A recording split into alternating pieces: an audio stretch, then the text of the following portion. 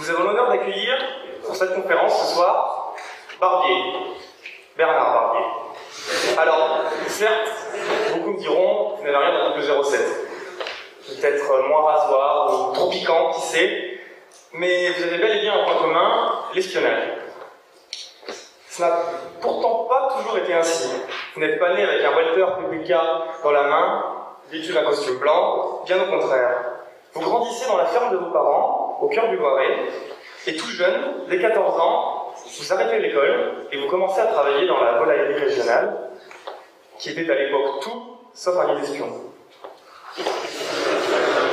Poussé par votre instituteur, vous reprenez vos études, de brillantes études, d'excellentes études même, puisque vous intégrez la meilleure école d'ingénieurs de France, je viens de dire Centrale Paris.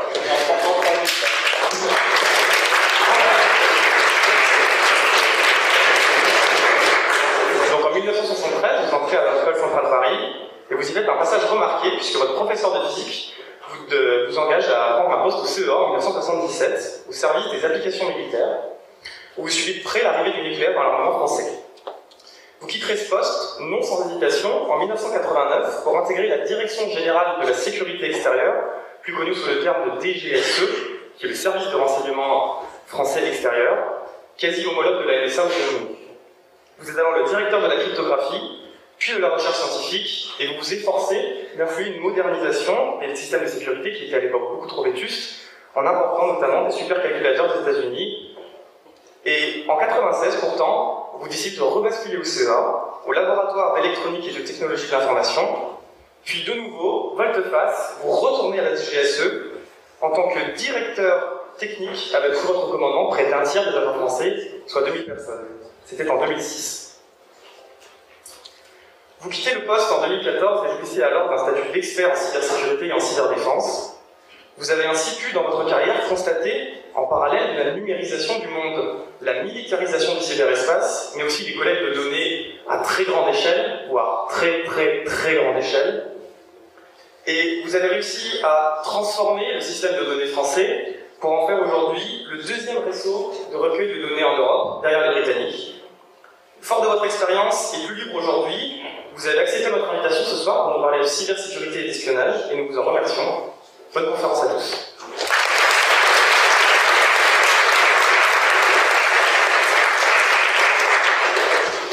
Donc, merci Bernard Barbier d'avoir accepté notre invitation. Vous avez un droit de retour sur la présentation qui vient d'être faite. Je sais pas si... Non, j'ai pas arrêté mes études, en même temps que je faisais mes études, je travaillais. J'ai fait les deux, parce que alors arrêter mes études, moi j'ai pas.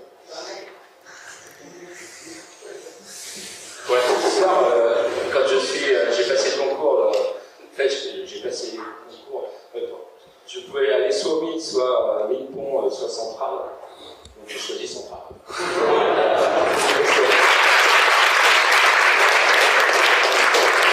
Et donc j'ai découvert le rugby à Centrale, parce que moi, en fait, la région où je suis, il n'y a pas vraiment de rugby, donc je fais du football. J'étais un peu rugueux au foot. Et oui, bon, je suis pas religion. Et donc, on s'entraîne en même temps. Je me souviens plus quel jour, le mardi, ou je sais pas quoi, il y avait les footeux et les rugbymen qui s'entraînaient en même temps. Et je vois passer un rugbyman qui cherchait un pilier droit, un pilier. Donc, ils m'ont aspiré comme pilier. Et, donc, j'étais dans l'équipe numéro 1 de rugby pendant 3 ans. Et on avait une superbe équipe de rugby, alors j'espère que ça continue. À chaque fois, on avait crabouillé l'X, HEC, on était vraiment, voilà, surtout Polytechnique, c'était 40-0 à chaque fois. Et on a fini 3 fois en finale de championnat de France universitaire. On a perdu 2 fois contre le Krebs de Toulouse. Alors eux, c'était un festival agréable, parce que la moitié de l'équipe, c'était les premières divisions. Mais nous, on avait quand même 3 personnes qui jouaient en première division au PUC. Quand le PUC existait. Bravo pour ces résultats sportifs. J'espère que l'équipe de rugby de Centrale est bonne encore. Complètement. Alors, donc on va commencer la conférence avec la première partie qui va traiter de sécurité, d'espionnage et de l'impact de la DGSE en France. Donc tout d'abord, une petite mise en contexte. Alors Alors, il semble que l'espionnage traditionnel, comme on peut l'imaginer dans des films d'espionnage comme James Bond, c'est-à-dire avec des agents de terrain sous couverture, ait laissé sa place au renseignement électronique. Existe-t-il encore un espionnage à l'ancienne?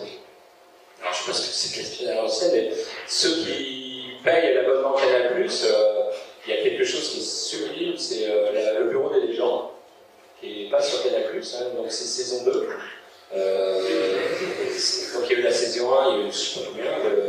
Et c'est vraiment, par rapport à ce que j'ai vécu, c'est extrêmement proche de ce que j'ai vécu.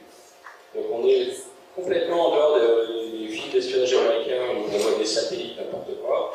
C'est-à-dire que l'espionnage est quand même quelque chose d'abord d'homme, hein, c'est humain.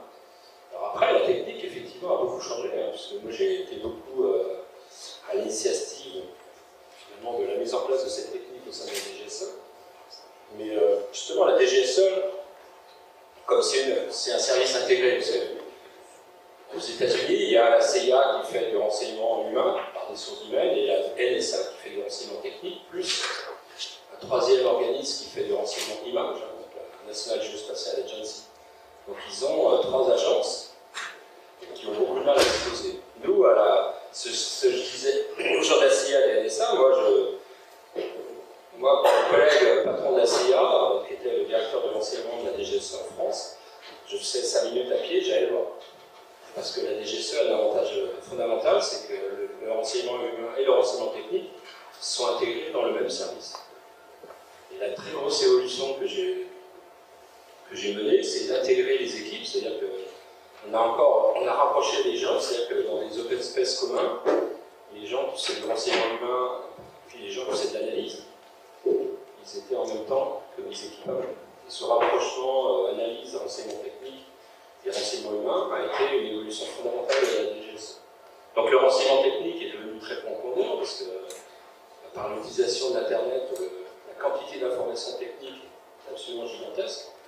Mais la force d'un service de renseignement, justement, c'est de coupler ce renseignement humain, et en particulier, ce qui est fondamental, c'est le travail d'analyse. C'est bien beau d'avoir du renseignement, il faut analyser ce renseignement. Et on voit bien le problème de la France actuellement, c'est parmi les 500 ou les 1000 personnes suspectes, potentiellement terroristes, lesquelles je peux suivre de très près, sachant qu'il faut à peu près 20 personnes pour suivre quelqu'un.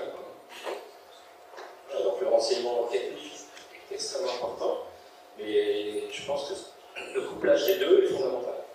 Et le renseignement humain, il est, je veux dire, à un moment donné, pour avoir du renseignement utile, le renseignement humain est fondamental aussi, parce que les gens, d'abord, ils savent, après l'affaire Snowden, ils savent qu'ils sont écoutés.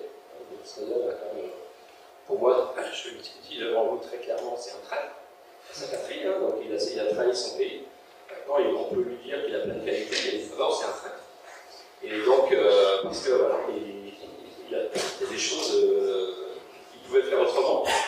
Là, il a trahi, il a donné toutes les informations, et les informations qu'il a données, il se retrouve maintenant contre les services, puisque Daesh, les islamistes, les djihadistes ont bien compris qu'ils étaient écoutés, et ils font tout pour contrer ces systèmes.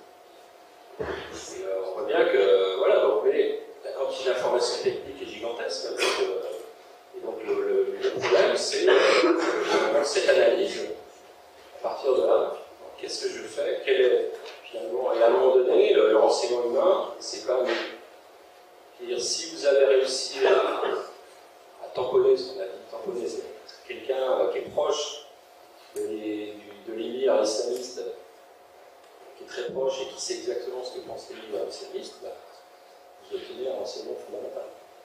Maintenant, c'est compliqué, le renseignement humain est extrêmement compliqué. Il est dangereux parce que si vous êtes pris par les djihadistes, en gros, vous êtes tué immédiatement, et si même vous pouvez être tué de façon non sympathique. Donc, voilà. Mais à un moment donné, ce renseignement humain, il est fondamental, il faut le maintenir. Et le bureau des légendes, d'ailleurs, est quelque chose qui est très très bien fait, parce qu'ils ont obtenu l'autorisation de venir visiter nos locaux. Ils n'ont pas tourné au sein de la DGSE, mais ils ont fabriqué des locaux qui ressemblent à ceux de la DGSE. Mais c'est l'ambiance DGSE, c'est-à-dire que c'est une ambiance où l'humain est fondamental. C'est pas la technique, c'est nous. Et l'humain même parmi la technique, c'est-à-dire que c'est la relation humaine qui est fondamentale. D'accord. Ah, vous entendez mal? Ouais. Merci. Mais malgré en fait cette importance du renseignement humain, on a vu ces dernières années un déploiement exponentiel des moyens de surveillance, mais pas uniquement dans l'informatique. On a des villes comme Londres qui se dotent par exemple de 500 000 caméras de surveillance. Et selon vous, à quel point une surveillance de cette ampleur est-elle justifiée? Et est-ce qu'elle est vraiment efficace? Ou est-ce qu'elle sert plus à rassurer le citoyen? Et selon vous, est-ce qu'on doit fixer une limite? Et si on doit la fixer, où est-ce qu'on doit la fixer? Alors là-dessus, moi je vais être très clair, je me souviendrai très bien, M. Orvoise, vous voyez, le ministre actuellement de la Justice, et donc quand en 2012, quand le nouveau gouvernement est arrivé, ils sont venus, donc M. Orvoise s'occupait de la délégation du parlementaire de renseignement et est venu visiter ce que je faisais. Et voilà, moi ce que je lui ai dit à M. le Président, c'est la technologie actuelle, il y a eu un bond, moi j'ai suivi de très près ce bond technologique qui a été absolument fondamental, c'est-à-dire que la capacité de stocker pas cher, plus de calculer pas cher, a fait qu'en 5 à 10 ans, il y a eu une évolution absolument fondamentale, ce qu'on appelle le big data. Nous on l'appelle pas ça comme ça, maintenant ça s'appelle le big data. Donc, mais d'un seul coup, vous pouviez en gros stocker des pétaoctets de données. J'espère que vous voyez ce que c'est que la pétaoctet, vous apprenez quand même à la centrale. Voilà, donc vous pouviez stocker des pétaoctets de données et les traiter dans des délais extrêmement rapidement. Donc cette capacité d'analyse, je dirais, amène une capacité d'intrusion énorme sur les citoyens. Donc intrusion, parce qu'on peut savoir quasiment tout ce que vous faites avec votre téléphone portable, votre ordinateur, hein, quasiment, et puis on peut vous le filmer partout. Vous voyez, par exemple, à Londres, il y a des caméras partout. Donc cet ensemble d'éléments fait qu'effectivement, on a les gros œuvres. Maintenant, c'est aux hommes politiques et aux citoyens de décider ce qu'on veut faire. Et moi, en tant qu'ingénieur, j'ai expliqué aux hommes politiques, voilà ce qu'on peut faire. Moi, j'aurais dit, jamais l'homme n'a eu une capacité d'intrusion telle, parce que la technologie a apporté à l'être humain, au pays, des capacités d'intrusion qui n'ont jamais existé dans l'histoire de l'humanité. Attention à cette intrusion. Maintenant, c'est à vous, les hommes politiques, de décider quelle est la balance entre votre vie privée et votre sécurité. Et justement, du coup, vous avez connu la DGSE pendant la transition entre Nicolas Sarkozy et François Hollande. Oui. Et nous demandions s'il y avait une sorte d'espionnage de gauche, un espionnage de droite, ou est-ce que ça faisait partie des thématiques un peu au-dessus, des querelles partisanes. Ce que je peux vous dire, c'est que moi, si je suis allé d'abord, je suis allé une première fois, je suis allé 2 fois à la DGSE, 89, 96 et 2006, 2014. Si je suis retourné volontairement comme directeur technique, hein, j'ai fait c'était volontaire, c'est parce que c'est un organisme qui a une énorme déontologie, qui est absolument apolitique. C'est-à-dire que le directeur général est nommé, je prends le cas, celui avec lequel j'ai travaillé, hein, M. Corben Mangou, a été effectivement, c'est un proche de Sarkozy, nommé par Sarkozy. Mais moi, je le côtoyais quasiment tous les jours. Je n'ai jamais vu dans ce qu'il faisait le moindre soupçon d'être partisan. Parce que le renseignement, c'est un métier, c'est quelque chose de technique au sens, la technique du renseignement, hein, c'est pas technique au sens technologique. Et donc, ce qu'on demande à un service de renseignement, c'est d'être absolument neutre. C'est-à-dire, dans les analyses qu'ils font, c'est d'amener une capacité au président de la République, aux dirigeants du pays, d'analyse qui est totalement indépendante de la politique. D'accord. Ça, c'est fondamental. Tous les services de renseignement qui sont allés dans la politique, ils en ont payé les conséquences gigantesques. Regardez ce qu'a fait la CIA dans les années 2001, après le 11 septembre. Hein. Je veux dire, ils se sont quand même... alors que les USA, c'est que les États-Unis, c'est quand même une grande démocratie, mais la CIA qui a en gros a fait n'importe quoi. Hein. D'accord. Bien, justement, des moyens de surveillance drastiques sont mis en place à travers le monde. On se rend compte que les systèmes les plus sécurisés peuvent être piratés. Donc en mai 2012, des systèmes de sécurité vont détecter une intrusion dans les systèmes informatiques rattachés à la présidence.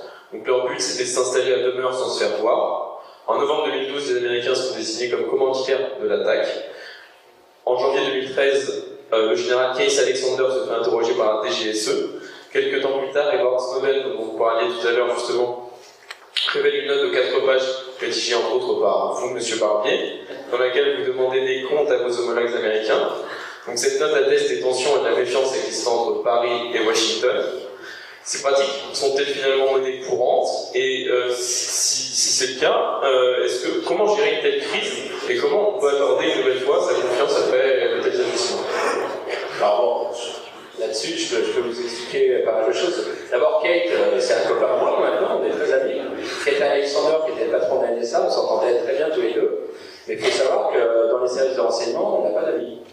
On a des partenaires, hein, mais les pays entre eux, je pense que les États-Unis, moi j'ai beaucoup apprécié de travailler avec les Américains, parce que ce que j'avais toujours dit, il faut travailler avec les meilleurs. Si vous travaillez, je ne sais pas si vous jouez au tennis, mais quand vous jouez au tennis, si vous voulez vous améliorer, il faut jouer par un partenaire meilleur que vous, quoi. Si vous jouez avec un moins mauvais, un moins bon, vous régressez. Donc moi en 2006, j'étais un énorme partisan de travailler avec les Américains, les Israéliens et les Anglais. Est-ce que vous étiez meilleur qu'eux? Maintenant, parce qu'ils étaient nettement meilleurs que nous. Et donc, je pense qu'on a beaucoup progressé grâce à eux. Maintenant, les Américains, effectivement, c'est clairement, Snowden a montré ce qu'ils étaient capables de faire. Bon, nous, on a, par chance, je dirais que, puisqu'un ancien des équipes était responsable informatique de l'Élysée, on a pu il nous a dit, il y a quelque chose d'anormal qui se passe à l'Élysée, donc est-ce que vous pouvez venir regarder? Donc on a mis ce qu'on appelle des sondes, hein, c'est-à-dire sur la gateway internet, on a mis une sonde et puis on a vu des choses qui étaient anormales. Donc donc il y avait des paquets IP, je ne vais pas rentrer dans le détail, en gros il y avait des paquets IP faux qui arrivaient en masse. On s'est dit tiens, c'est une méthode d'attaque qui était connue, mais il y a quelque chose qui est anormal qui se passe. Et donc on a analysé ce qu'il y avait dans le réseau et on s'est rendu compte, par hasard, qu'il y avait a priori un malware qui avait une signature, qu'on avait déjà trouvé cette signature sur une attaque de la Commission européenne en 2010. Et que mes équipes avaient analysé. C'est-à-dire moi j'avais une superbe équipe de reverse engineering et ils avaient reversé le malware. Ils avaient compris comment il fonctionnait, c'était un truc extrêmement compliqué. On avait conclu qu'il n'y avait que les Américains ou les Russes qui avaient pu faire ce malware. On revoit le malware donc à l'Élysée, on se dit tiens, et par analyse, donc, comme on avait quand même, nos oreilles avaient beaucoup augmenté entre ces 2 années, donc la capacité que nous avions d'intercepter des flux, des flux d'Internet, nous ont permis de. Parce qu'en fait, ce qu'il faut savoir, dans le système, ce qui est assez redoutable, c'est que quand vous interceptez comme ça massivement, vous ne conservez pas le contenu, c'est impossible, une conversation téléphonique, il y a trop de mégabits. On ne conserve que les métadonnées. Mais ces métadonnées, elles expliquent tout ce que vous faites sur Internet. Si vous allez sur Google faire une recherche, il y a des métadonnées qui existent, donc on sait ce que vous avez cherché sur Google il y a 5 ans, par exemple. Voilà, donc, avec ce stock de données, donc on peut remonter à plein de choses. Donc là, on a pu remonter finalement ce malware qui a une signature, où est-ce qu'il a été, qu'est-ce qu'il a fait, et on s'est rendu compte qu'il a attaqué un certain nombre de pays. Et donc moi, j'en ai conclu, compte tenu de la complexité du malware, que ça pouvait être que les États-Unis. Et en plus, on s'est rendu compte que la méthode d'attaque était pour nous une méthode révolutionnaire, puisque ça a été décrit après par Snowden comme étant ce qu'on appelle le quantum attack. Je ne sais pas si vous avez regardé les papiers de Snowden, mais il décrit une méthode qui est redoutable, hein, c'est-à-dire que. Et ça, nous, on l'a compris. Hein, donc après, je vous ai expliqué dans mon entretien avec le général Alexander le 13 avril, qui est pour moi un des moments les plus intéressants de ma vie professionnelle, hein, parce que c'est quand même un moment grandiose, hein, ce type de réunion. Et donc, nous, on comprend que finalement, quelqu'un de l'Élysée va sur Facebook, et au lieu de tomber sur un site cette action sur Facebook, les serveurs sont aux US, hein, ils sont pas en France, donc elle est interceptée par un service de renseignement. Et lui, il fabrique en réponse des faux paquets IP. Il n'y a qu'au lieu que ce soit le serveur Facebook qui me répond, c'est une machine qui me répond. Donc moi, je suis persuadé que c'est Facebook, donc je laisse passer les paquets IP. Ils sont légitimes, puisque c'est Facebook qui me répond. Mais non, c'est pas Facebook, c'est la NSA. Et la NSA, elle utilise ça pour m'injecter une graine. Parce que le problème d'une attaque informatique, c'est qu'il faut injecter dans votre ordinateur un malware, et ce malware, lui, il utilise une faille qu'il y a dans un logiciel, ce qu'on appelle un zero day. Et ce zero day, lui, va permettre de prendre possession de la machine. Et pour injecter ce malware, il faut trouver un moyen. Donc le moyen, c'est du phishing, donc on vous envoie un email piraté. Vous cliquez, bien entendu, parce que je ne sais pas, si vous cliquez sur le lien, vous allez gagner un iPad. Cliquez, hein. Mais en fait, en réalité, votre PC est infecté à ce moment-là. Voilà, mais ça, c'est, je dirais, ce qu'on appelle le phishing. Dans les entreprises, on essaie de faire comprendre aux salariés qu'il ne faut pas le faire. Mais là, les Américains ont inventé une machine, et les Anglais d'ailleurs les deux, une machine redoutable qui s'appelle ce quantum attack. Parce qu'ils ont une capacité d'interception. Ils nous renvoient des choses pour nous attaquer. Et donc, moi, on était persuadés que c'était les Américains. Et comme moi, je m'entendais très bien avec les Américains, j'aurais dit, attendez, là. Donc d'abord, on est allé à l'Élysée expliquer que voilà, il y a eu une attaque, que c'était sûrement nos amis américains qui nous avaient attaqués. Et ça, c'était entre eux. Donc ça, c'était Sarkozy, que j'ai prêté ça. Et on a reçu l'ordre. Donc c'était le 12 avril, donc c'était 2012. Donc on a reçu l'ordre de nettoyer tout avant que. Je me suis douté qu'ils n'étaient pas sûrs de gagner, puisque M. Guéant nous a donné l'ordre de tout nettoyer. Donc on sentait qu'il voulait laisser le système propre au successeur. Et donc j'ai reçu l'ordre d'aller voir mes amis américains pour les engueuler. Et donc j'y suis allé. Et donc le papier a été volé par Snowden, ce papier-là. En fait, c'est pas moi qui l'ai écrit. C'est la NSA qui, pour préparer cette réunion, parce que moi je leur ai pas dit pourquoi j'allais les voir. Je leur ai dit non, c'est urgent, mais il faut que je vois le kite, il faut que je te voie. Et je peux pas te dire pourquoi, parce que c'est voilà. Le téléphone on le dit pas. Donc il se doutait, parce qu'il y a eu une fuite 15 jours avant dans le point. Il y a eu une fuite. Donc on est persuadé qu'elle vient de très haut. Et que donc il y a eu une fuite comme quoi, effectivement, les Américains avaient attaqué l'Élysée, etc. Donc les Américains se doutaient bien qu'on allait les voir pour ça, donc c'est pour ça que c'est quand même des gens sérieux. Hein. Donc pour préparer la réunion, ils ont fait cette note. Donc ça, c'est une note écrite par la NSA qui prépare ma réunion du 12 avril. Et c'est pas moi qui ai écrit ça, c'est les Américains. Alors, donc Top Secret SI, donc c'est le plus secret des Américains, et No Foreign, ça veut dire No Foreign Nation. Donc ça veut dire que surtout ne pas communiquer à des pays étrangers. Donc ça c'est le top du top. Normalement ça c'est le top secret, les top secrets aux USA, et ça a été publié par Le Monde. Alors pour la petite histoire, Paul Roux, qui est journaliste au Monde, qui était le correspondant de Greenwald pour avoir l'exploitation des documents Snowden. Donc Paul Roux appelle la DGSE en disant il y a un papier qui va être publié qui concerne Bernard Barbier. Est-ce que je peux avoir Bernard Barbier au téléphone? J'ai entendu, pas question de lui parler. Et il nous dit ouais, c'est un papier qui a été publié par la NSA pour préparer sa visite du 12 avril. Donc moi je convoque, donc il y avait des correspondants, il y avait un correspondant de la NSA à Paris que je connaissais très bien, qui était un mathématicien que j'avais connu. Et je convoque, je lui dis écoute, il faut que tu me donnes une copie du papier, parce que ce papier va être publié par Le Monde, et je voudrais bien savoir ce qu'il y a dedans.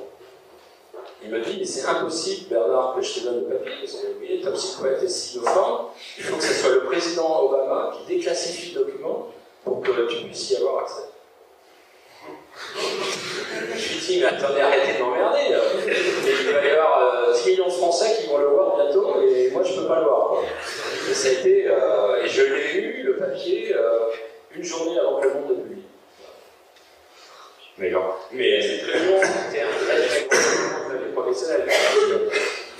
Je dirais, on était sûr que c'était eux, et Alexander, il était quand même, il était pas content parce qu'il m'a dit à la fin, Bernard, bravo, get in the bus with me, parce qu'en gros, vous êtes quand même très bon parce qu'on pensait que en gros, il m'a expliqué qu'il pensait que Jeannot allait détectorer. Il m'a dit, vous êtes quand même bon. Hein. Mais du coup, justement, les pratiques qu'ont les États-Unis envers leurs alliés et leurs ennemis, on s'est rendu compte avec l'affaire Snowden qu'ils écoutaient en fait tout le monde, dans quel monde ils se trouvent. Et du coup, si la France n'a pas ce genre de pratique, est-ce que c'est par principe, par impossibilité technique ou par peur des représailles, ou est-ce que c'est simplement qu'on est tellement bon qu'on se fait pas repérer? Non, parce que Babar, il a été repéré quand même, je sais pas si vous avez entendu parler de Babar. Éléphant. Hein? Éléphant. Non, Babar, on suit quand même pas, peut-être pas des tragiques alors, quand même, parce que, donc les Canadiens, il y a eu quand même des papiers Snowden sur Babar, et en gros les Canadiens ont détecté un malware qu'ils l'ont appelé, qu'ils ont reversé, et en reversant le malware, ils ont vu que le programmeur, le codeur, a mis des commentaires en appelant ce qu'il avait fait, il a appelé Babar, il a signé Titi, quoi. Et ils se sont dit, ça c'est un Français. Et effectivement, c'était un Français. Mais non, en fait, je pense que là-dessus, on en a beaucoup discuté avec mon oncle, etc. Nous, clairement, et là c'est là-dessus, on voit que j'ai expliqué aux Américains ce que je pensais, c'est que, ok, quand on est dans l'espionnage, il n'y a pas d'amis parce que voilà, vous travaillez au profit de votre pays et vous essayez d'avoir des renseignements sur tous les autres. Nous, on avait quand même établi un principe qu'on avait des grands alliés et que par grand principe, et ce principe faisait que ces grands alliés, on ne les espionnait pas. Et on y a beaucoup tenu, hein, donc il y avait nos très grands alliés, par principe, on s'est toujours dit qu'on les espionne pas. Et que le fait que les Américains cassent ce principe massivement, ça a été quand même pour moi pas un choc, mais on s'en doutait, mais ça a été une révélation très forte. D'ailleurs, les Allemands, quand Angela Merkel a compris que son téléphone était espionné par la NSA, elle n'a pas du tout apprécié. Et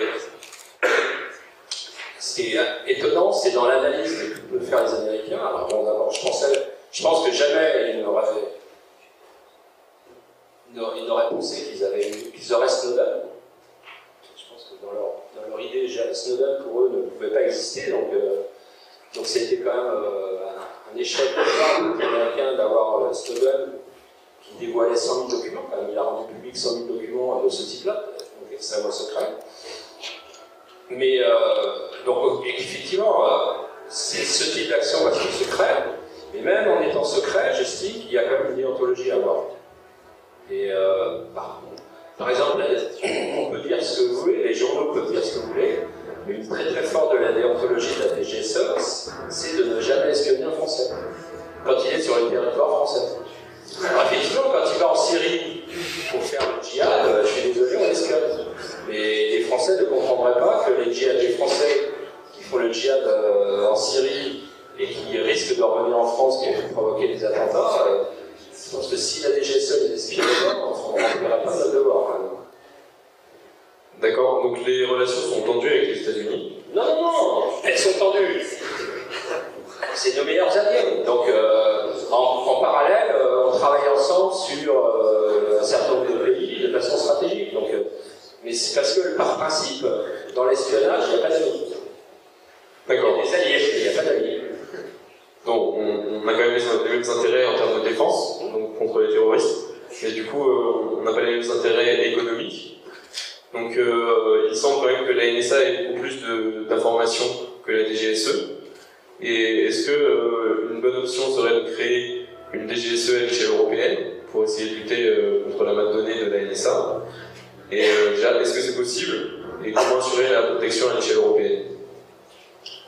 D'abord, les moyens, la NSA, c'est compliqué d'avoir les moyens parce qu'il y a beaucoup de militaires, mais globalement, c'est 60 000 personnes. Si vous mettez en face les moyens français, c'est à peu près 3 000. Donc vous voyez, il y a un facteur 20. Et au niveau budgétaire, c'est un facteur 40. Puisque l'investissement, donc en gros, le renseignement américain, c'est 50 milliards de dollars par an.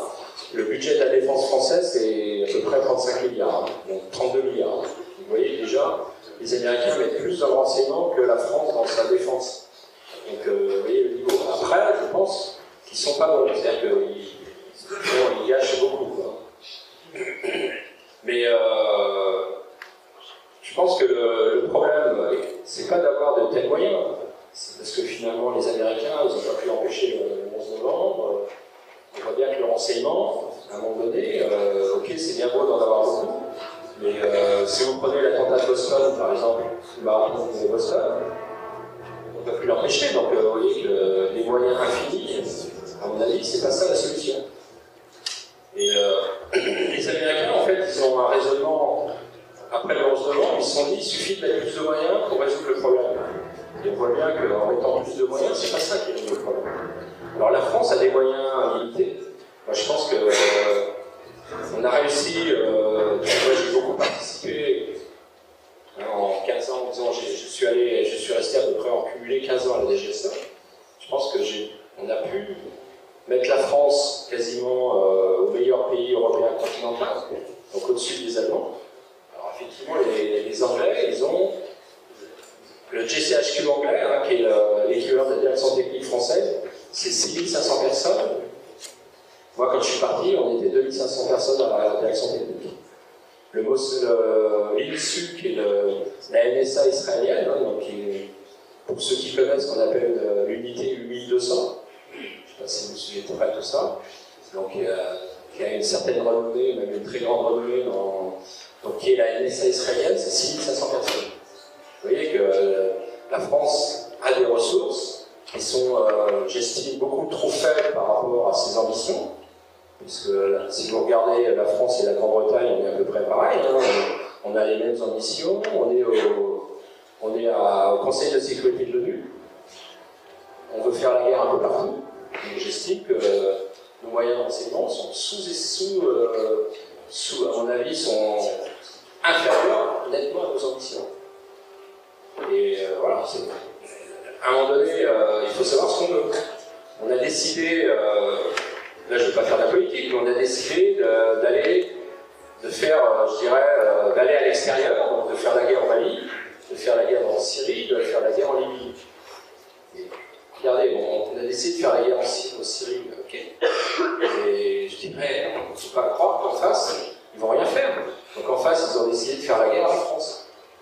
Et si on veut empêcher qu'il y ait des attentats qui recommencent en France, il faut même des très gros moyens si on veut les empêcher. Mais du coup, une solution est peut-être de faire un service de renseignement à l'échelle européenne. Mais en avril 2016, juste après l'attentat de Bruxelles, le Parlement européen adopte dans l'urgence le PNR, donc, qui est un registre de passages aériens partagé par l'ensemble des pays membres. Sauf que cette proposition, elle avait émergé juste après le 11 septembre. Elle avait été remise un petit peu au bout du jour en 2011 pour finalement être votée en 2016. Et est-ce que cette mesure, c'est pas l'emblème d'une Europe un peu hésitante face au terrorisme, qui n'arrive pas à accorder sa stratégie sur les mesures à prendre pour protéger ses citoyens? Alors le PNR, le Passenger en record, donc en fait, moi il y avait un préfet qui a été créé, je ne sais pas quelle année, 2011 en France. Il est venu me voir et il m'a dit, M. Barnier, on m'a dit que c'est vous avez de l'argent, donc vous devriez pouvoir mettre en place le PNR. Bien, si on reçoit l'ordre d'un très haut niveau, et j'ai dit ok, mais le PNR c'est bien bon, mais qu'est-ce que je peux faire avec les données du PNR? Et là on me dit bah non, l'Europe fait que vous voyez quasiment. Parce que le PNR, qu'est-ce qui est intéressant, c'est qu'en gros, c'est vos données quand vous prenez l'avion, les données sont collectées par les compagnies aériennes, et donc avant que vous preniez l'avion, on sait qui va prendre l'avion, etc., etc. Moi, ce qui m'intéressait, c'était pas compliqué, c'est d'avoir toutes les données. Et puis je croise ça avec toutes les données que j'ai, parce que moi j'avais beaucoup de données, en particulier tout ce que vous faites avec vos téléphones quand vous êtes à l'étranger. Hein. Et je me dis, bon, okay, si je vois, si un type parle avec un méchant, c'est peut-être que c'est un méchant. Et oui, quelqu'un qui parle avec un méchant, c'est peut-être un méchant. Donc ce type-là, il a parlé avec plein de méchants, donc il peut être potentiellement méchant. Il prend l'avion, il arrive à Roissy à 16h ce soir. Bon, peut-être que ce méchant, il faut peut-être s'y intéresser, quoi. Ils m'ont dit non, pas possible, vous ne pouvez pas avoir massivement, vous pouvez avoir une donnée si, voilà. À partir du moment où on ne pouvait pas utiliser massivement les données PNR, je me dis ça ne m'intéresse pas et surtout je ne veux pas payer. En 2011-2012, vous voyez, donc on a mis 4 ans à décider à peu près de ce qu'on voulait en faire, et ça c'est preuve de l'ordre. Un service de renseignement européen, c'est impossible. Il y a trop d'écart entre certains pays. Les Italiens sont très mauvais. Et les Espagnols se sont améliorés, mais ils n'ont plus d'argent. Donc les seuls pays qui sont très bons, c'est les Britanniques. Est-ce qu'ils sont européens? Je ne sais pas. Et puis il y a des pays qui sont les meilleurs, disons, par nombre d'habitants, ce sont les Suédois. Les Suédois sont très très bons. Après c'est un petit pays. Il y a les pays nordiques qui sont très bons, et puis il y a les Allemands. Donc moi, ce que j'avais... Quand je suis parti en fin 2013, le président du BND m'a invité personnellement à Berlin pour me remercier de tout ce que j'ai fait avec les Allemands, parce que j'ai beaucoup travaillé avec les Allemands. Et j'ai essayé, justement, comme nous, on avait beaucoup de technologies, de connaissances, j'ai essayé de fournir un savoir-faire aux Allemands pour qu'ils continuent à être très bons. Et moi, je lui ai dit, il faut qu'on fusionne le BND et la DGSE. La seule solution, si on veut un service de renseignement de bon niveau, vous avez deux pays qui s'entendent très bien. On arrive à très bien travailler avec les ingénieurs allemands. Globalement, l'ingénieur français, l'ingénieur allemand, ils arrivent à bosser. L'ingénieur français, l'ingénieur anglais, c'est plus compliqué quand même. Enfin, vous verrez dans votre vie professionnelle. Moi, avec les Allemands, j'arrivais à bien bosser. Les Anglais, c'est un peu compliqué, quoi. Donc moi j'ai dit, mais en fusionnant le BND et la DGSE. Vous auriez un service de renseignement de 15 000 personnes, ça commence à être quelque chose. Et ça, malheureusement, les hommes politiques, là-dessus, je pense que... Moi, je l'ai dit aux politiques, hein, la solution, c'est ça. Je pense que, ouais, mais les Allemands, vous vous rendez compte... Mais faire un service de renseignement européen, c'est impossible, puisque vous allez négocier avec 28 pays, vous vous rendez compte? Oui.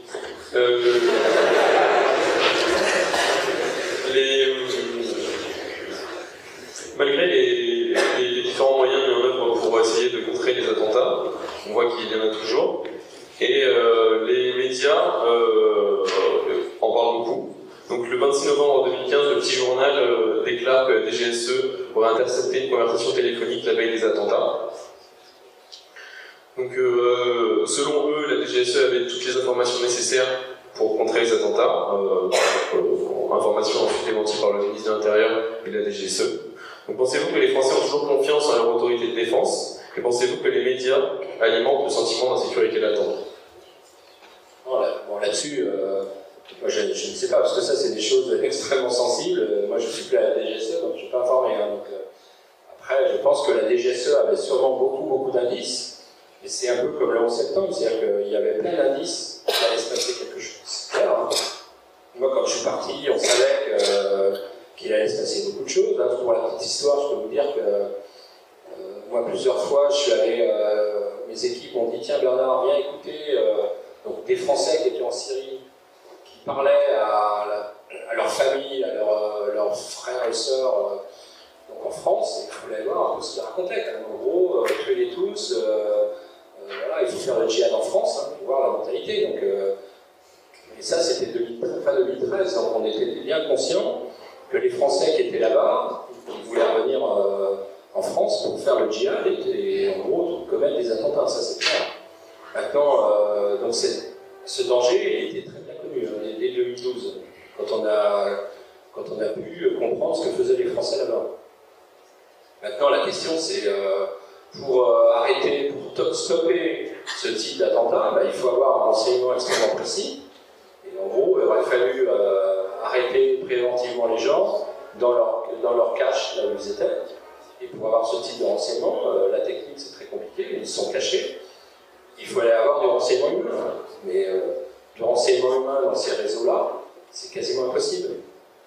Parce qu'ils sont extrêmement précautionneux. C'est-à-dire qu'ils ne travaillent qu'avec des gens qu'ils connaissent. Donc il faut arriver à retourner à un équipe qui travaille avec eux. Je pense que c'est vraiment très difficile. Alors après, est-ce que les Algériens ou les Marocains avaient ce type de renseignements? Parce que la plupart étaient quand même d'origine, avaient une binationalité, soit franco-belge, soit franco-algérienne, soit franco-marocaine, soit belge, marocaine, etc. Donc, ils étaient connus sûrement par les services de renseignement algériens et marocains. Voilà, je pense que si on avait eu l'information, on aurait empêché l'attentat, c'est clair. Maintenant, est-ce que c'est un échec? Moi, je ne crois pas. Parce qu'il y a eu plein d'indices maintenant. Voilà, il y a les attentats qui sont bloqués, on est informé un petit peu de temps en temps. Il y en a plein qui sont bloqués parce qu'on les bloque, je dirais, très en amont. Et il n'y a aucune information qui remonte. Les services de renseignement, ils savent ce qu'ils font, mais c'est jamais médiatisé en fait. Donc les attentats qui sont commis, on les connaît bien. Les attentats qui sont bloqués, mais très très en amont, c'est-à-dire parce qu'on a arrêté ou éliminé les gens très en amont, ça c'est pas connu. Alors on aimerait passer à une thématique dont vous êtes un expert qui est la cybersécurité, que ce soit en France ou à l'international. Et dans une interview, vous dites que la France ne forme pas assez ses étudiants à la cybersécurité. Vous posez donc la question suivante. Désirons-nous laisser des concurrents étrangers s'occuper de la cybersécurité nationale au sein des entreprises et du secteur public? Alors, la plupart des composants de surveillance viennent de l'étranger. Il y a des backdoors qui sont vraisemblablement installés par la NSA. Et donc il semble impossible que la sécurité soit entièrement gérée par des Français. Du coup, comment pouvons-nous, selon vous, assurer une sécurité totale, enfin au moins maximale, pour les informations confidentielles qui sont internationales? Alors, je crois que, parce que j'ai un peu réfléchi, finalement, ce domaine, moi que j'ai découvert, en gros, j'ai découvert ce domaine-là dans les années 90-95. Finalement, qu'est-ce qui s'est passé à la DGSE? Donc, on a acheté un super calculateur Cray. Ça nous a permis de franchir un seuil énorme, et on s'est aperçu, je sais pas, ouais, en 90, vous étiez, je sais pas. Donc à cette époque-là, il y avait des systèmes qu'on appelait Unix, et qui utilisaient, donc maintenant, je ne sais pas si c'est quoi Unix, c'est Linux maintenant, mais c'était. Et il y avait des mots de passe qui étaient cryptés par du DES. Hein, donc, et on s'est rendu compte, nous, mais ils utilisaient pas le DES complètement, il y avait que ce qu'on appelle des routes. Le DES, c'est un système où ça tourne. Hein, et donc on s'est rendu compte qu'on pouvait, si on avait une très grosse puissance calcul, on pouvait casser ces mots de passe. Et donc on a commencé à travailler là-dessus, et on s'est rendu compte que ça marchait. Donc on a commencé à faire du hacking. En 92 à peu près. Donc moi j'ai monté les premières équipes de hacking étatique, hein, donc, la cyber armée française à peu près en 92, et on a découvert, moi j'ai découvert ce monde, ça s'appelait pas cyber à cette époque-là. Quel est le problème qu'on a? C'est que si vous regardez finalement les gens qui s'occupent de sécurité informatique dans les entreprises, vous vous rendez compte qu'il y a en fait c'est un métier qui est absolument déconsidéré. C'est-à-dire que les gens qui étaient responsables d'informatique dans les années 2000, c'était les mauvais de l'informatique. C'est-à-dire qu'en gros, quand vous étiez bon, vous faisiez du réseau, vous faisiez du système, vous étiez architecte, on l'appelle, hein, architecte. Et vous ne faisiez pas de la sécurité informatique. La sécurité informatique, c'est des gendarmes, c'est des flics, c'est pas intéressant. Donc moi, quand je regarde, hein, là je ne veux pas être... si je regarde la population des responsables de sécurité informatique dans les grands groupes français, moi, je dois être à peu près le seul avec des telles origines, je dirais, de diplôme. La plupart, c'est quoi? C'est des gens qui ont été formés sur le tas. Et je pense que c'est vraiment important qu'il y ait une réflexion. Là, moi, en janvier, j'étais élu à l'Académie des technologies. Pourquoi? Parce que les gens de l'Académie des technologies, j'en connais quand même un certain nombre. Hein. J'ai eu un passé de chercheur, j'ai fait de la recherche au CEA, j'ai dirigé l'IT à Grenoble.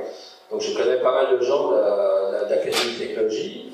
Ils se sont dit, c'est un thème qui va devenir fondamental, hein, pour la société française. Et donc faisons venir des gens qui ont un passé de chercheurs et qui vont réfléchir à la cybersécurité. Donc ils m'ont demandé, en fait ils m'ont pas demandé, ils m'ont élu. Et puis une fois que j'ai été élu, ils m'ont demandé si je voulais rentrer. Alors j'ai dit oui, parce que c'est intéressant.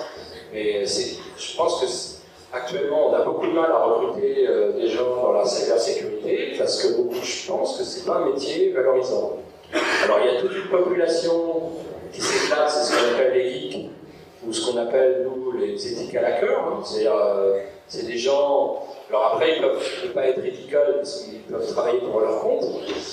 Alors nous on recrute ces gens. En fait c'est quoi un ethical hacker? C'est quelqu'un qui fait ce qu'on appelle du pen test. Donc il se met en position de hacker, on passe un contrat avec l'entreprise et il dit à l'entreprise, bon je vais vous hacker, vous laissez faire, hein, donc vous signez un contrat comme quoi l'entreprise vous autorise à la hacker, et puis en fait vous trouvez tout de suite les failles, hein. Quand vous êtes très très bon, en 3 jours vous trouvez la faille et vous rentrez. Et donc nous on a à peu près 50-60 personnes en France qui font ce métier-là, donc c'est passionnant, mais on a un gros problème, c'est on s'aperçoit que les meilleurs, en fait, ils ont pas du tout de formation universitaire, parce que c'est pas un problème de connaissance, c'est un problème de cerveau. C'est-à-dire qu'il faut un cerveau particulier, et c'est pas parce que c'est une connaissance académique, c'est pas parce que vous avez passé un bac plus 5 ou un doctorat, je sais pas quoi, que vous allez être un bon hacker. Un hacker, c'est quelqu'un qui, à partir de 15 ans, 16 ans, a commencé à bidouiller et qui a un état d'esprit tel qui va chercher partout, il va trouver, il va sentir les choses et il va trouver la faille. Donc vous voyez, donc le problème qu'on a, c'est que pour recruter nous, c'est pas 100 personnes là, qu'on a recruté, c'est 200-300 en 2016. Et pour recruter ces gens, il faut que les formations de très haut niveau qui soient données, parce que moi je suis quand même un scientifique technologue, donc je pense que la science et la technologie va permettre de faire beaucoup de progrès. Donc vous, centraliens qui avez une tête bien faite, venez dans le domaine de la cyber, vous allez vous éclater, vous allez peut-être faire progresser les choses, mais il faut absolument qu'on développe des filières technologiques en France avec des gens de très haut niveau pour faire de la cybersécurité. Alors il y a un métier qui est à mon avis fondamental et passionnant, c'est ce qu'on appelle le data scientist. Parce que on considère qu'empêcher un hacker de rentrer, c'est impossible, il rentrera toujours. Ce qui est important, c'est de le détecter et de le bloquer. Donc pour faire ça, dans les entreprises, on collecte tous les logs. Donc c'est des Big Brother en fait. Hein. On collecte tout, d'ailleurs tout ça, ces technologies viennent du renseignement. Et à partir de tous ces logs, il y a des méthodes d'analyse complexes, ce qu'on appelle avec du big data, et qui permettent de trouver qu'il y a un comportement normal. Donc finalement, il y a des scénarios qui sont mis en place, et on détecte qu'il y a quelque chose d'anormal qui est en train de se produire. Et donc, il peut être une attaque informatique. Et à partir du moment où vous détectez cette attaque, vous pouvez l'analyser, parce qu'en général, les attaquants, ils mettent 10, 20, 40 jours à rentrer chez vous. Ils ne rentrent pas en 1 heure comme ça, ils mettent 40 jours à rentrer. Par exemple, sur Télé5, on a pu se rendre compte qu'ils ont mis 3 mois à rentrer. Et donc l'objectif, c'est quoi? C'est passer des outils, méthodes d'analyse. C'est les premiers jours, là où il va essayer de pénétrer, vous le détectez, et là, après, vous le bloquez. Et si vous ne faites rien, et si vous attendez que c'est la catastrophe de le détecter, il est trop tard. Et donc ce métier d'analyse, il est extrêmement passionnant. Il repose, je pense, sur des méthodes mathématiques. Donc je pense qu'il y a des méthodes de type deep learning, machine learning qui vont apporter beaucoup. Et je suis persuadé que la recherche scientifique va permettre de faire énormément de progrès pour se protéger. Et donc il faut que des ingénieurs de haut niveau viennent travailler dans ce domaine. Alors, donc les hackers semblent être une menace réelle de nos jours, mais la Chine semble être la menace numéro 1. En effet, elle mène une cyberguerre contre les États-Unis, qui coûte des milliards de dollars aux entreprises américaines. Donc le 4 juillet 2015, Hillary Clinton accusait la Chine d'avoir volé une énorme quantité d'informations au gouvernement américain. La société de conseil Mendiant affirme qu'un groupe de hackers logés dans un bâtiment à Shanghai serait à l'origine de 141 attaques. Néanmoins, dans une interview, vous affirmez que beaucoup de hackers se font passer pour des Chinois, à tort. Donc, est-ce que la Chine représente la menace numéro 1 en termes de cyberattaques? Et sinon, quelles sont les menaces réelles? Alors, je pense que la Chine a représenté. Alors pourquoi?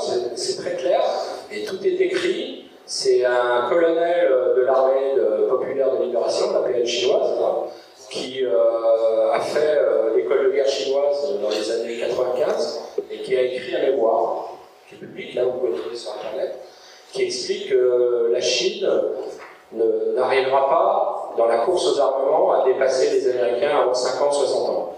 Donc la course aux armements, c'est les fusées intercontinentales, les sous-marins et les porte-avions. Parce que les Américains ont une telle avance technologique, et en plus, le coût va être gigantesque. Et lui, il dit, en fait, l'informatique est quelque chose qui devient prégnant dans tous les systèmes de guerre, les systèmes d'armement. Donc si on veut lutter et on veut réussir à revenir au niveau des Américains, une des solutions, c'est la guerre informatique. C'est l'espionnage et la guerre informatique. Et pourquoi? Parce que d'abord, ça repose pas sur de la haute technologie, le coût de cette technologie est faible, et puis ce qu'il faut, c'est des cerveaux. Et en Chine, on a beaucoup de cerveaux, on est 1,5 milliard quand même. Par rapport aux Américains, on a plus de cerveaux. Et donc, ils ont théorisé ça, et l'armée populaire de libération a créé une cyber-armée à partir des années 97-98. Donc les Chinois, alors, ça a démarré surtout pour l'espionnage, parce qu'ils se sont dit, ben, on va espionner tout le savoir-faire américain dans l'armement. Donc par exemple, on est sûr que le F-35, hein, qui est le superbe avion américain, a été copié par les Chinois. Ils se sont rendus compte que les Américains, ils étaient très très mal protégés en fait. Hein. Et donc ils ont lancé ils ont recruté des milliers de hackers, et ils ont lancé des attaques extrêmement massives donc, sur toutes les sociétés d'armement. Alors toute la petite histoire, donc, ils ont par exemple complètement espionné Areva. Je me remercie de tout ce que j'ai fait. Et en fait, qu'est-ce que j'ai réussi à faire, et qui m'a vraiment pour moi passionné, c'est de convaincre, donc, avec mon passé scientifique, etc., bon, j'avais quand même une connaissance des capacités techniques potentielles. Je me suis dit, bon, les Français, je pense qu'on a même globalement un bon cerveau, en plus on a des bonnes écoles. Donc si on a des moyens et qu'on recrute des ingénieurs, on devrait quand même faire des choses incroyables. Donc on a commencé à déployer des moyens techniques gigantesques à partir de 2008, hein, parce que l'État français m'a donné plein d'argent. Hein. J'ai reçu 500 millions d'euros supplémentaires et 800 personnes en recrutement supplémentaire. Hein, c'est-à-dire il fallait compenser les départs, donc c'est plus 800 le bilan. Et donc on a commencé à monter des superbes équipes techniques. Hein. Moi j'avais à peu près 900 ingénieurs, mathématiciens, informaticiens. Donc avec une équipe technique de ce niveau-là, on pouvait faire des choses, avec beaucoup d'argent. Et donc on a commencé à travailler sur comment, et un peu ce que faisaient les Américains. Le général Alexander m'avait expliqué ce qu'ils faisaient en Irak. Hein. C'était en gros Find, Fire and Fire. En gros, ce qu'ils appellent le 3F, c'est quoi? C'est vous trouvez finalement un méchant, vous le localisez, et Fire, en gros, au finish, pardon. En gros, vous l'éliminez, vous le neutralisez, comme on dit en France. Et donc, tout ça, il est monté par des moyens techniques. Alors, en fait, c'est quoi? C'est vous trouvez un méchant, vous le localisez par une écoute téléphonique. Hein. En gros, vous savez que le méchant, il est dans les 3, 4, 500 mètres, dans le kilomètre, autour d'un... Voilà, 1 kilomètre près, il est là. Bon, vous envoyez un drone pour voir dans ce kilomètre où est le méchant. Donc vous trouvez le méchant avec un drone.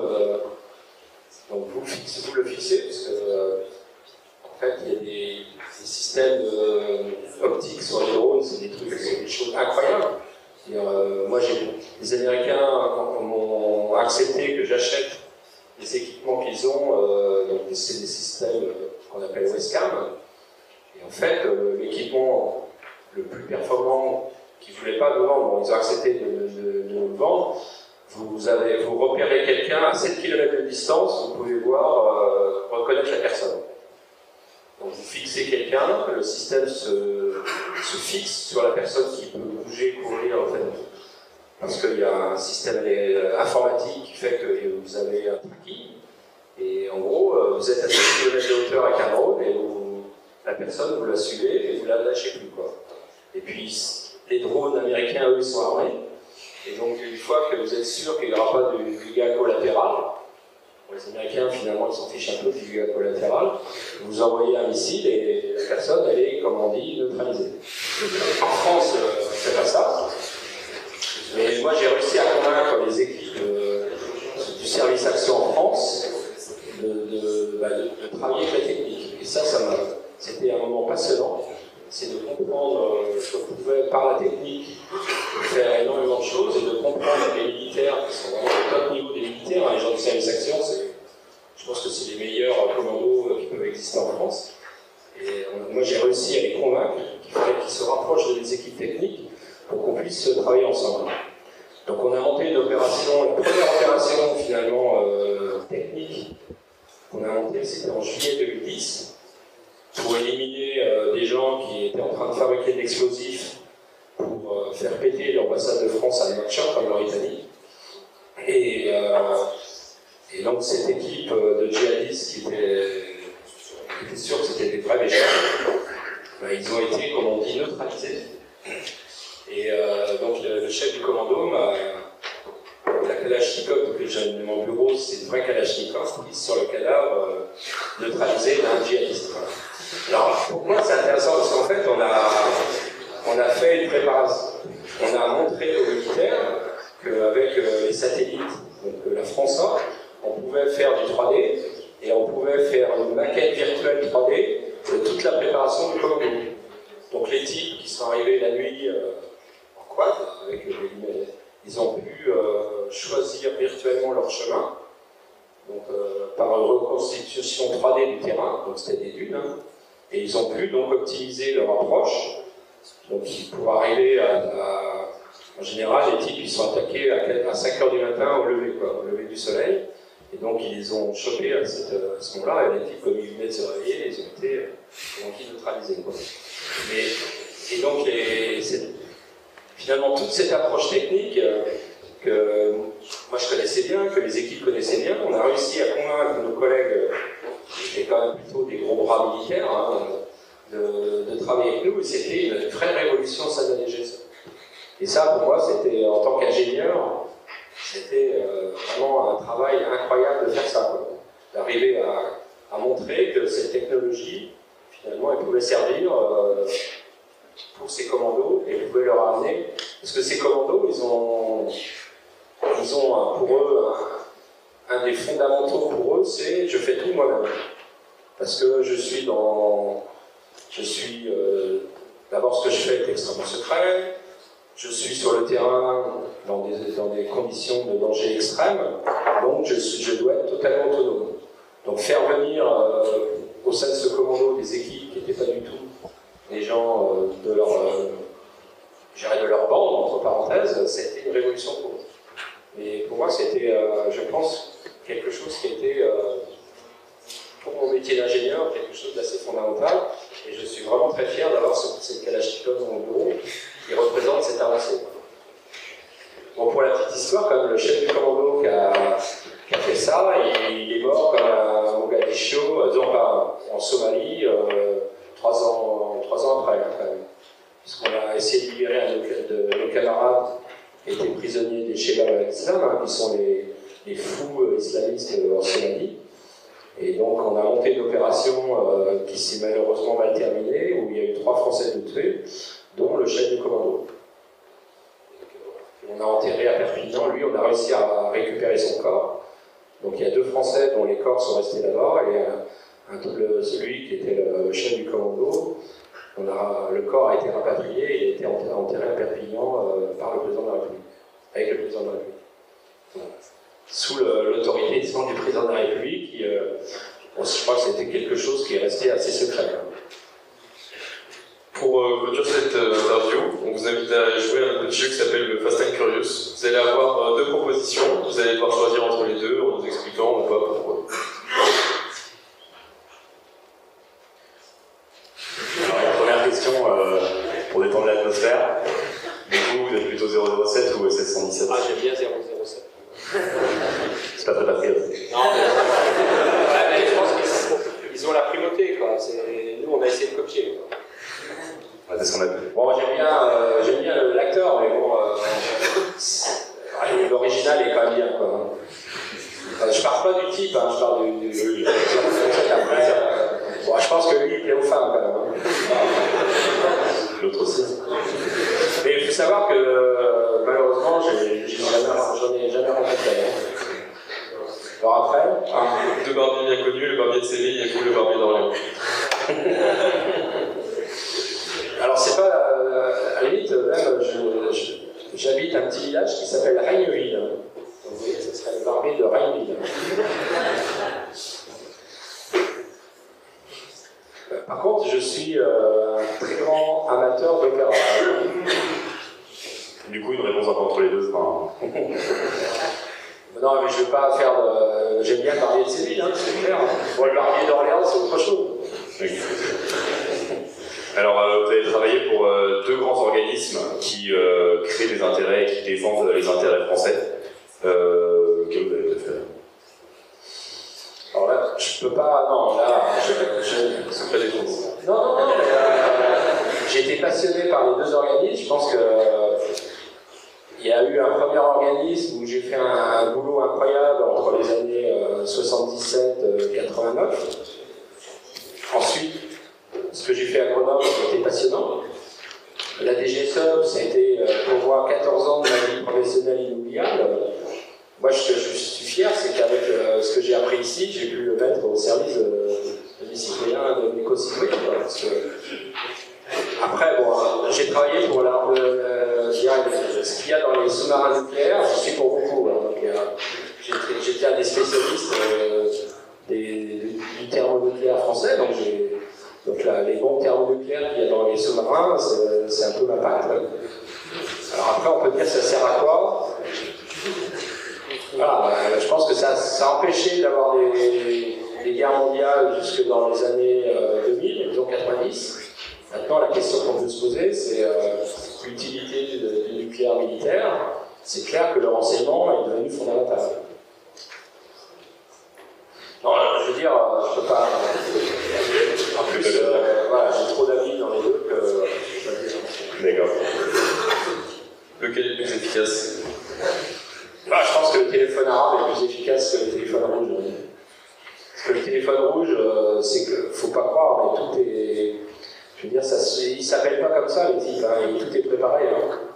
Ils se disent 3-4 heures avant, je vais te téléphoner, et donc il y a des gens qui préparent, en fait. Il ne faut pas croire qu'Obama, il prend son téléphone et instantanément, il appelle Poutine. Hein. Je pense pas. Et puis ça m'étonnerait qu'Obama, il appelle Hollande directement comme ça. Téléphone, en plus, je crois que Hollande, je ne sais pas s'il est très fluent en anglais. Je veux dire, on a un petit problème. Voilà, c'est pour l'anecdote. Je veux dire, moi, je suis dans une entreprise Capgemini, une entreprise française, mais on fait que de l'international, beaucoup d'international. Donc les grands dirigeants, c'est une boîte où, en gros, vous parlez en permanence en anglais. J'espère que vous apprenez bien l'anglais, parce que moi, j'ai eu ça a été mon point noir, parce qu'à Centrale, le labo d'anglais était à côté du labo informatique. Donc j'ai séché tous les cours d'anglais pour aller faire de l'informatique. Et je le regrette, parce que bon, je me débrouille en anglais, parce que je suis obligé, hein, j'arrête pas de parler anglais. Mais je ne suis pas fluent, totalement fluent. Hein, donc, mais dans les grandes entreprises, je dirais, tous les dirigeants, ils sont quand même totalement, ils sont estimés de bien en anglais. Les hommes politiques, c'est quand même honteux. On a des hommes politiques qui, en gros, en anglais, c'est quand même quelque chose. Hein. J'espère qu'ils sont luttophones.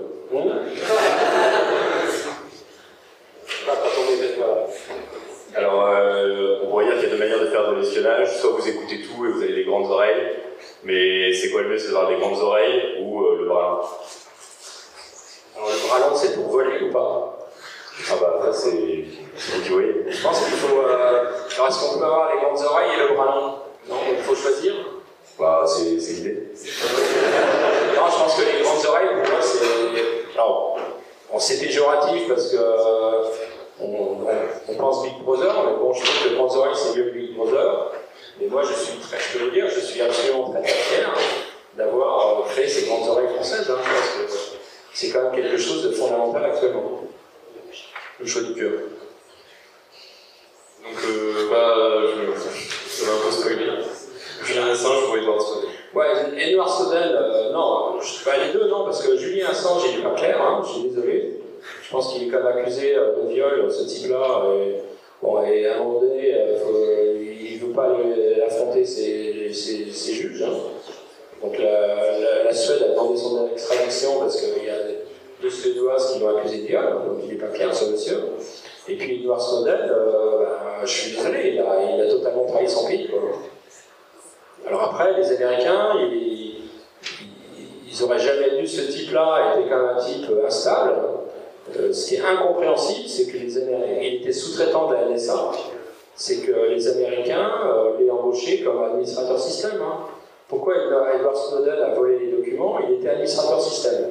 Donc il avait un mot de passe super utilisateur, il avait accès à tous les documents. Donc il a volé 100 000 documents et les Américains ne s'en sont pas rendus compte. Donc la NSA, moi j'ai dit, hein, Alexander, j'ai dit bravo quand même. Il faut savoir qu'à la DGSE, les gens qui font ce métier d'administrateur système, c'est des fonctionnaires de l'État français, c'est des types qui ont 15 ou 20 ans d'ancienneté, et je pense que la probabilité pour avoir un Edward Snowden français est quand même très faible.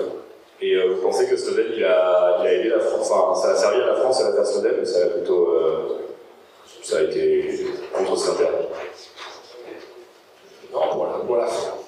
Je pense que globalement, pour nous, au service de renseignement, bon, on a découvert un certain nombre de choses, mais on se doutait de tout ça. Moi, voilà, il y a plein de choses qu'on se doutait. Donc, à mon avis, l'avantage que ça a eu pour nous, c'est de démontrer que l'espionnage des Américains était une vraie pratique. Pour la petite histoire, Sarkozy arrive au pouvoir mai 2012. Donc, son chef de cabinet... Sarkozy ou Hollande? Non, Sarkozy, pardon, mai 2007. Excusez-moi, mai 2007. Donc, son chef de cabinet, madame, je ne sais pas comment, là, elle nous dit ça serait bien que vous veniez former tous les gens du cabinet du président au problème de sécurité. Donc, moi, je lui dis, bah oui, écoutez, prenons un exemple. Donc, on va louer...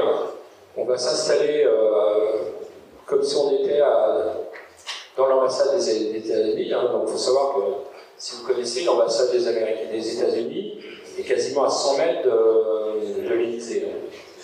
Et donc, voilà. Et donc ce qu'on va faire, avec nos propres équipements, on va écouter les téléphones de l'Élysée et on va hacker les systèmes, les smartphones utilisés par les gens. Et donc, on fait passer par vague, je ne sais pas combien, les conseillers, on leur montre, prenez votre téléphone, téléphonez, et on leur montre qu'on est capable de les écouter, quoi. Avec nos moyens des pauvres Français en 2007. Hein. Et donc, les types ils disent, ouais, là, c'est quand même, ça veut dire que les Américains, en gros, nous écoutent. Donc, monsieur le président Sarkozy vient à la fin, donc mon directeur général, M. Brochant, expose ce qu'on a fait, etc. Et il regarde, Sarkozy regarde Brochant, il dit écoutez, le secret, ça n'existe pas. Moi, donc on lui propose d'utiliser un téléphone sécurisé. Et il prend le téléphone, il le jette à la poubelle, il dit moi, j'utiliserai jamais vos trucs, il n'y a pas de secret dans ce qu'on fait, rien n'est secret.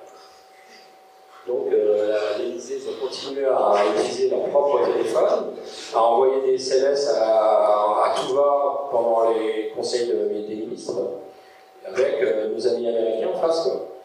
Et je pense que Edward Snowden a quand même montré que voilà, l'espionnage, c'était des choses qui se pratiquaient même entre alliés et qu'il fallait peut-être se protéger.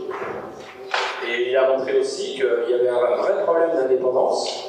C'est qu'on pouvait... C'était bien beau d'acheter des équipements Cisco ou autres. Hein, parce que Cisco, j'en parle parce que c'est démontré qu'ils étaient piratés par les Américains. Mais que si on veut se sécuriser, il faut peut-être aussi avoir notre propre technologie. Donc moi, je pense que Snowden nous a plutôt aidé. Question personnelle.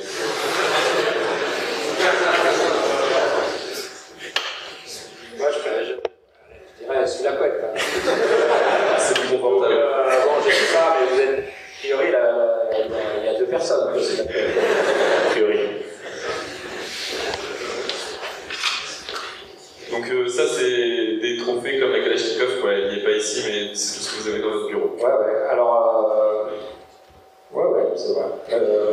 En fait, le croquis du soldat anglais de 1916, c'est Yann Aubin qui était mon équivalent anglais, qui est un très bon copain, hein, on se voit régulièrement, et même s'il m'a espionné, je le sais, hein, mais bon, il m'a pas espionné moi, mais il a espionné la France. Et donc lui, il m'a donné ce croquis qui est un souvenir super, parce que c'est la première opération franco-anglaise d'espionnage, donc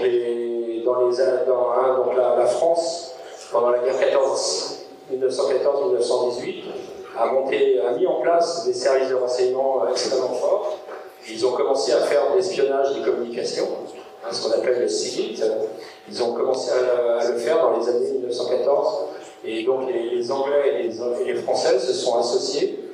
Et il y a une hutte. Ah, donc c'est pas un croquis solaire, c'est une hutte où il y avait des Français et des Anglais qui écoutaient les communications des Allemands. Alors le poignard, c'est pas un poignard, oui c'est un poignard offert par les espions saoudiens, c'est pas un poignard espion. Hein. Alors la tasse de la CIA, j'ai toujours pensé qu'il y avait une puce à l'intérieur pour espionner, bon, je l'ai vu, ok, mais bon, je l'utilise, tous les jours je bois du café avec cette tasse. Hein. Bon, le poignard des espions saoudiens, je l'utilise pas beaucoup. Quoi. Par contre, comme il ne faut pas mourir, quand on a 50 ans, il faut une Rolex. Donc j'ai une Rolex offerte par les Saoudiens. Voilà. Et j'avais plus de 50 ans. C'est le seul cadeau que j'ai accepté à peu près de leur part. Voilà. Mais c'était une Rolex pas matulue, donc une Rolex blanche. Parce qu'en fait, eux, ils aiment bien les Rolex avec des diamants, de l'or. Il faut que ça soit clinquant. Donc, ils ont essayé de m'offrir plein de fois, et puis un jour, il me présente une Rolex qui est vraiment très très light. Je lui dis ok, je la prends.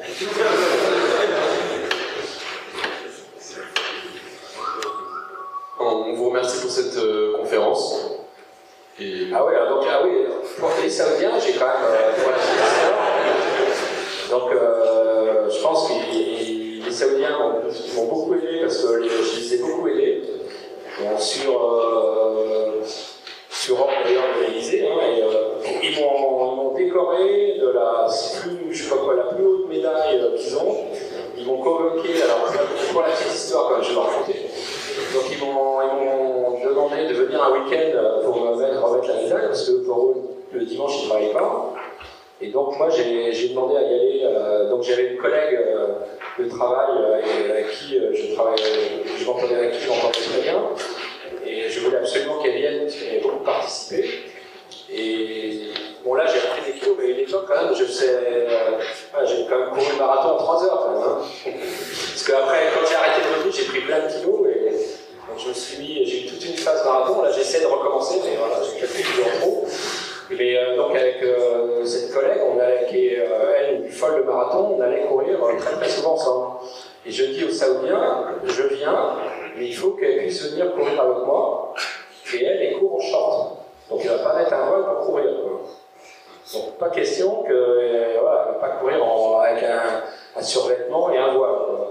Donc il faut que vous me trouviez un endroit pour qu'on puisse le matin courir tous les deux en short.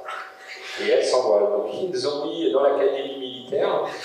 Donc il y a des murs qui font 3 mètres de hauteur. Par contre, c'est super, hein, ils ont une piste de sport et tout. Et donc, on a logé dans l'académie militaire des militaires saoudiens, avec des murs, et on était allé courir à 6h du matin, donc il n'y a absolument personne. Et elle a gagné à la fin, et elle a gagné un superbe 5 minutes quand même.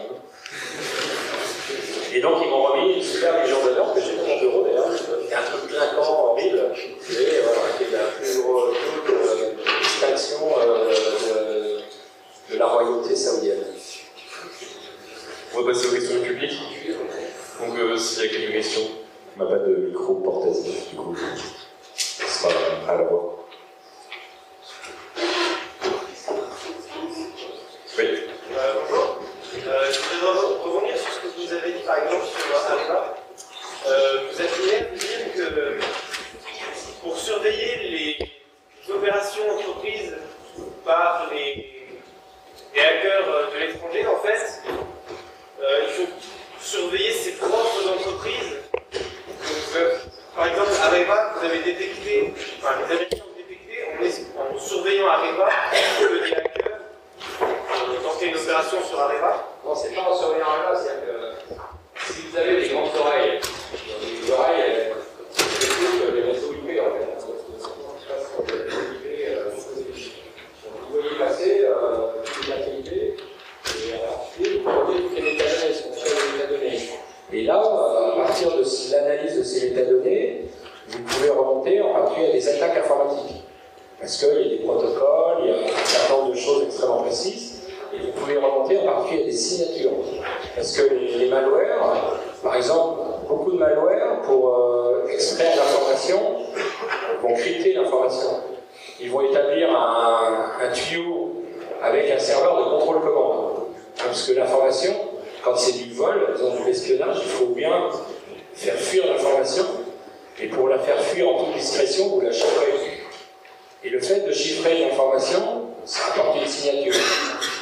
Et donc, les systèmes d'analyse extrêmement performants vont détecter cette signature. Et une fois que vous avez cette signature, dans votre Big Brother système, là, et vos métadonnées, vos métaoctets de données, vous allez voir que cette signature est présente par des requêtes, c'est un système extrêmement performant d'analyse, et donc vous allez dire, tiens, ce malware, il a été injecté dans un ordinateur à tel endroit.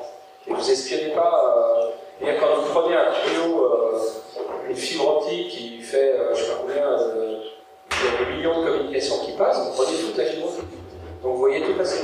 Mais a priori, alors après c'est un débat, parce que vous pouvez dire ouais mais vous avez accès à mes données, etc. Nous, notre rôle c'était de traiter ces métadonnées et d'analyser qu'est-ce qu'il y avait dans ces métadonnées qui pouvaient se traduire par une menace pour la France. Oui, enfin, ce que je voulais dire c'est que la démarche, elle est tournée vers l'intérieur du pays. Non, en fait vous avez des capteurs, effectivement si vous avez des capteurs, mais le problème ces capteurs ils ne sont pas obligatoirement pour le pays lui-même, mais le problème de l'internet c'est que les flux IP passent n'importe où. Avec les routeurs, le protocole BGP, vous faites passer le flux n'importe où. Et donc si vous voulez avoir une capacité importante, il faut quasiment tout prendre. Et pour la cyber-défense, c'est extrêmement important parce que vous voyez tous les flux qui viennent vous attaquer. Une question. Bonsoir. Vous avez dit que les Américains avaient par rapport aux services secrets français 20 fois plus de personnel et 40 fois plus d'argent en gros. Mais vous avez dit aussi qu'ils n'étaient pas peut-être aussi efficaces qu'on pourrait attendre par rapport aux moyens investis. Donc ma question c'est qu'est-ce qu'ils ont de moins ou qu'est-ce que, au contraire, nous, les Français ou les Britanniques, ou même les Suédois, on a de plus par rapport aux Américains pour être plus efficaces finalement avec moins de moyens. Les Américains, c'est des gens d'abord quand même très très bureaucratiques. Donc quand on les voit fonctionner, ils ont des... Je veux dire, quand vous avez des très grosses équipes, il faut les coordonner. Donc pour coordonner ces très grosses équipes, ils ont je dirais, un niveau bureaucratique énorme. Ils ont des process, ils ont de la qualité, de la bureaucratie. Et ce qui fait que les gens, pour se parler entre eux, ils ont beaucoup de mal, quoi. Donc quand vous avez, je sais pas, ils ont des équipes où il y a 5000 personnes. Donc nous, il y a une relation, nous, ce qu'il y avait, nous, à la DGSE, c'est qu'il y avait des relations humaines, les gens se connaissaient. Et ce qui fait que quand ils avaient une information, ils allaient voir leurs collègues, ils traversaient le boulevard Mortier, par exemple, puisque d'un côté vous avez la CIA et de l'autre côté vous avez la NSA. Et ils allaient traverser le boulevard Mortier, ils rencontraient leurs collègues de la CIA, et on a eu énormément de choses qui ont été apportées par le fait que les gens se connaissaient et se parlaient entre eux. Le dialogue entre la CIA et la NSA est extrêmement compliqué, parce que d'un côté vous avez 30 000 personnes, et de l'autre côté vous en avez 60 000. Et en fait, quand on regarde l'efficacité, moi j'estime que les Suédois ont le FRA, qui est la NSA suédoise, qui fait 700 personnes, c'est le top du top. Ils ont une efficacité redoutable. Les Américains, leur efficacité, ils n'ont pas compris que c'est pas parce que vous augmentez, c'est pas votre éthique. Votre efficacité efficacité diminue quand vous grossissez en fait. Et donc eux, ils ont, si vous regardez leur efficacité diminue. Alors, ils rajoutent des moyens, donc ils sont un peu meilleurs, mais ils ont une perte d'énergie qui est gigantesque. Je vous remercie. J'espère qu'il y a des gens qui iront taper à la porte de la DGSE pour aller travailler là-bas. Hein. En tant qu'ingénieur, je peux vous dire, pour un jeune ingénieur, si vous aimez la technique, c'est le top du top. Hein. Vous avez un environnement technique qui est vraiment... je pense que vous aurez beaucoup de mal à le trouver dans une entreprise. Peut-être si vous allez bosser chez Google, peut-être que vous allez trouver ça. Mais si vous êtes passionné, que vous dites tiens, je vais peut-être travailler pour mon pays pendant 4-5 ans, en tant qu'ingénieur, c'est le top du top. Hein. Et pour un stage ouvrier, vous pensez que... Bon, on vous invite au... C'est juste rapidement, vous motiver les jeunes ingénieurs à rentrer à la DGSE, mais est-ce que c'est facile de rentrer à la DGSE pour demander un stage, par exemple? Avoir accès à... Non, alors la DGSE recrute beaucoup par les stages. Donc c'est des stages de fin d'études d'ingénieur. Hein. Vous n'aurez pas un stage en première année ou en deuxième année. Par contre, votre stage de troisième année, vous pouvez le faire à la DGSE. Alors il faut vous y prendre à l'avance parce qu'il faut une habilitation. Donc votre dossier va prendre du temps pour y arriver parce qu'on va faire une enquête sur vous. Mais si vous allez découvrir, alors les stagiaires n'ont pas accès, bah oui, je veux dire, vous allez être habilité, alors vous n'aurez pas accès aux jeux familiers. Hein. Vous allez travailler sur, en particulier, ce que vous n'aurez pas accès, c'est les données opérationnelles. Donc vous allez travailler sur des projets techniques, mais vous n'aurez pas accès à finalement le résultat de ça. Mais ça vous permet de voir très très vite qu'est-ce que vous pouvez faire.